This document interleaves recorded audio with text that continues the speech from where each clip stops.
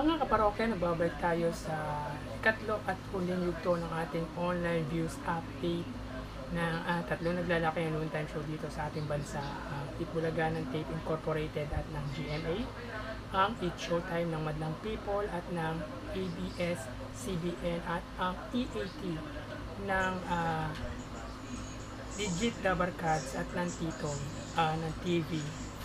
At bago natin simulan ang huling yugto ng ating online views, ay pakasubscribe ang aking YouTube channel. Pakiclick na rin ang bell notification icon para lagi kayong updated sa mga bagong video na ilalabas ko. So tara mga kaparokya, ating alamin ang online viewers ng tatlong noon time show. Yan. As of 2:05.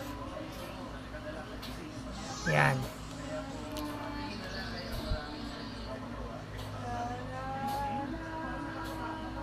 Para sa Itbulaga Under Tape Incorporated Facebook page na may 135k followers, sa It's Showtime na may 16 million followers, at sa EAT Under TVJ Facebook page na may 1.5 million followers. Yan, tingnan natin. Para sa Itbulaga na may segment na Iskana All, at mukhang G sa Gedli din yan. Yan. Parang nangangampan niya si ano. Yan. Para naman sa It's Showtime at para sa EAT. Yan, check natin. Yan ang segment po ng Itbulaga ay Iskana All or G sa Gedli. Yan, ang sa It's Showtime as of now, commercial po sila ngayon. Yan.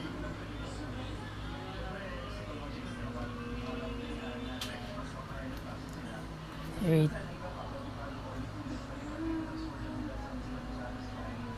Yan. I-live natin. Live na ba yan? Yan, sa ngayon ay commercial sila. Sa EAT ay ang babala, huwag kayong ganun. Ang live viewers ng Itbulaga ay may 647 live viewers. Sa It's Showtime ay may 2.8k live viewers, at sa EAT ay may 8.5k live viewers. Tignan naman natin ang YouTube channel ng tatlong noon time show.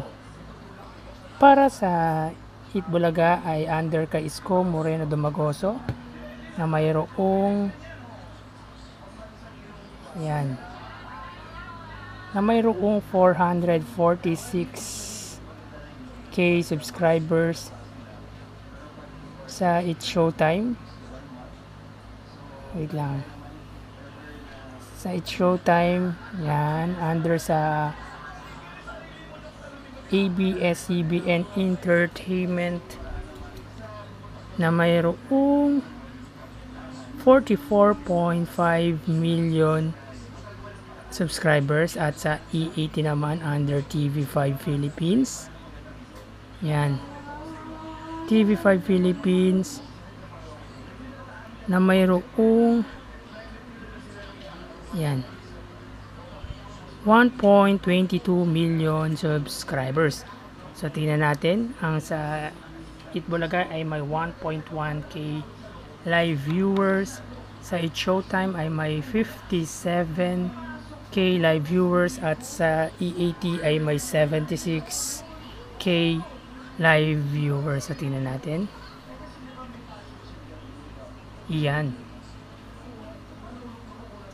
Tingnan naman natin ang isang YouTube channel ng tatlong noon time show. Again, wala po, na-terminate daw po ang YouTube channel ng Tape Incorporated kung nung Sabado ay nakapag ano po tayo doon. So tingnan naman natin ang isang YouTube channel ng It's Showtime under ABS-CBN It's Showtime na mayroong 1.85 million subscribers, samantalang sa EAT na mayroong under TVJ YouTube channel na may 494k subscribers. So tingnan natin. Yan, nakikita nyo po ang It's Showtime ay may 31k watching or live viewers, samantalang sa E80 ay may 24k live viewers. So double check natin. Yan. So yun, bumaba yung sa E80 23 na lang, samantalang sa It's Showtime 31.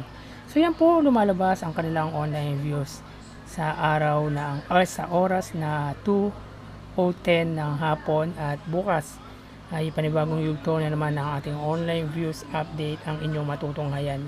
Sa ngayon, magpapaalam po muna ako. Maraming salamat and God bless.